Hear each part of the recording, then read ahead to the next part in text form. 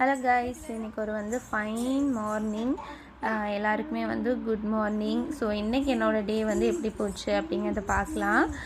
ரீசெண்டாக நான் அசோக்குமார் டாக்டரோட ஒரு வீடியோ பார்த்துருந்தேன். அதில் அவர் சொல்லியிருந்தார், நம்ம முருங்கைக்கீரை ஸ்பினச்சை விடவும் கம்பேர் பண்ணும்போது புளிச்ச கீரையிலையும் அதே போல் மின்ட்லேயும் அயனுடைய கண்டென்ட் அதிகமாக இருக்குதுன்னு சொல்லி, நம்ம யூஸ்வலாக பிரியாணிக்கு புதினா வாங்கிட்டு அதை யூஸ் பண்ணிவிட்டு மீதியை ஃப்ரிட்ஜில் வச்சு 2-3 நாள் கழித்து காஞ்சி போய் தூக்கி வீசுவோம். ஸோ இன்றைக்கி அந்த வீடியோ எனக்கு வந்ததுனால நான் புதினா கரெக்டாக ஃப்ரிட்ஜில் இருந்தனால இன்றைக்கி நம்ம வீட்டில் புதினா துவையல் தான் ரெடி பண்ணிகிட்டு இருந்தேன். சரி, இன்றைக்கி நம்ம ஒரு விஷயத்தை பற்றி பார்க்கலாம்.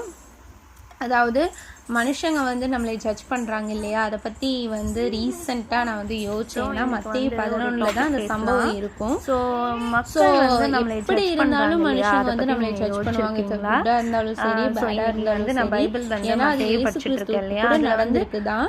மத்திய மனுஷங்க அவர் சொல்லியிருப்பாரு இல்லை, இயேசு கிறிஸ்து நிறையா அவர் சொல்லுவார் மத்தியில கூட. அதாவது அவர் யோவான் ஸ்நானனை நிறைய கட்டுப்பாடு, காட்டு தேனும் வெட்டு கிளியும் தான் அவருக்கு உணவாக இருந்துச்சு. அவர் வனாந்திரங்களில் அலைந்து திரிந்து அப்படி அவர் நிறைய ரூலில் ஃபாலோ பண்ணி வாழ்வார்.